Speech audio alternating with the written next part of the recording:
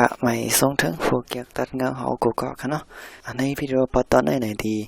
mà anh này bằng lái hệ nào con anh khá nó anh ấy này có lạiมีcóเขาตกย้อนมาในข่าวเนาะว่าไลฟ์เฮ็ดเฮนาก้นเป็นเฮ็ดจื้อในให้เฮ็ดปั่นพ้องในกว่าเนาะอันนี้ก็เขาตีมาเฮ็ดแค่นี้กันนะก็การมันตี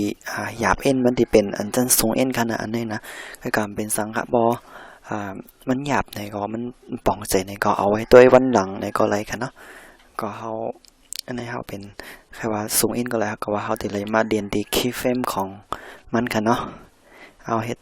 มาจำตัวกันครับดังสุดเขาเตรียมคลิปของเขาไว้ครับเตรียมคลิปของเขาอันเขาตีเฮ็ดเฮนาก้นอันนี้เขาตีเฮนาก้นตีใจก็ในกันเนาะโอเคกันแล้วมาเฮ็ดกันครับดังสุดคลิปเขาเข้ามากันเนาะคือtext alternate แล้วก็ copy ครับ copy คือเป็น2อันครับ alternate ครับคำไว้ก็ text แยกออกเป็น2อันกันนะเฮ็ดเป็น2คลิปซะหน่อยแล้วก็มา text คลิปตั้งเดิมครับ text คลิปตัวตั้งเดิมแล้วก็มาดิeffect control เลยครับนะ effect control ทีนี้มาที่ effect control text คลิปเขาครับเนาะใน effect control นี่ครับแล้วก็ลงมาที่ไมค์ตัวนี้ครับไม่ปิดตัวนี้ครับนะไม่จีเนี่ยโอเคแล้วในก็ซุ่มเขาที่นี่จำครับซุ่มใน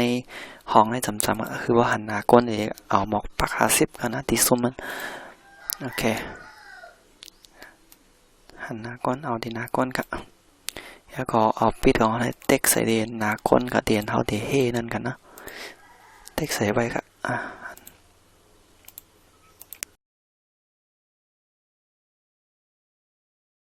โอเคเรียบร้อยกันนะ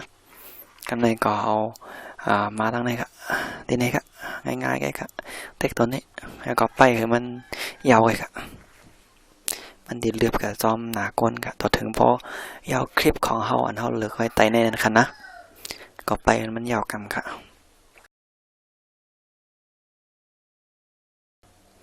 เพราะว่าคลิปมันยาวนี่ก็มันดีใจเขายามนำเอ็นครับเนาะ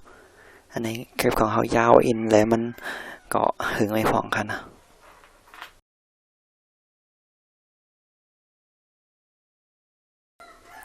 โอเคกำเนิดยาวไหนกำเนิดขึ้นเฮ็ดอันนี้หน้าจอขึ้นเปลี่ยนมาเหมือนเก่าขึ้นครับโอเคกำเนิดเรามาดีเอฟเฟกต์ครับดีเอฟเฟกต์ตัวนี้ครับผมหันไหนเต็กที่ไม่เนี่ยก็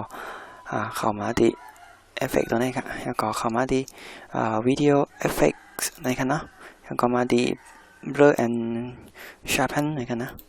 แล้วก็ดี camera blur ในครับเงียบเอฟเฟกต์ตัวนี้ปล่อยเข้าวิดีโอคลิปอันตั้งเนินครับปล่อยเข้าตั้งเนินครับตัวลีครับโอเคเขาปล่อยเข้าเนาะเขาดีหันอันที่นี้เบอร์ออกมาที่หน้าก้นนะครับเนาะกำเนิดเขามาใส่ใส่แฟเตอร์มันหมอก15นะครับเนาะคือมันบอลเนียนขึ้นนั่นแล้วก็เขาหันมามันเล็กนะเขาขึ้นเอาขยายคือมันกว้างขึ้นให้ถือมันใหญ่ขึ้นมาดีmass expansion เลยค่ะนะเราก็เอาคือมันขึ้นด้วยขนาดที่นั้นดีใหญ่มากค่ะในห้องพรีวิวของเขาดีใหญ่มากค่ะนะเขาดีเฮ่ใหญ่ๆค่ะเนาะโอเคมองกันหน่อยแล้วก็อันเป็นmass feather มันของไหนก็เขามีอะไรคะนะเขาเกี่ยวก็คือมันเน้นก็คือไหนก็คือมันสมมุติก็คือเขาเลือกเอาอะไรคะนะโอเคครับไหนก็พรีวิวด้วยค่ะมันดีลืบกับซ้อมหนาก้นของนะครับเต็มเมินจะไหนคะนะ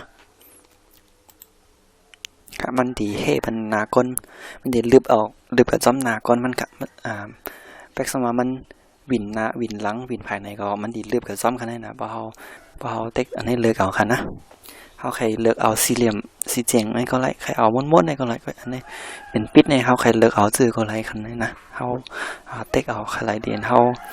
อันใครนั่นคันเนาะก็จำได้คันเนาะอันเป็นอันนี้ลายเฮ็ดมันดีหยาบอินก่อนเป็นสังคันเนาะก็กะไว้ป้องหยาบในก็เอาไว้ตัววันหลังในก็ไรกันเนาะนะก็ไปซื้อตัววิดีโอหน้าแทนกันเนาะก็เดี๋ยวมีลายเฮ็ดเทคนิคใหม่ๆก็เดี๋ยวมีแทนกันเนาะก็วัดตอนหัวใน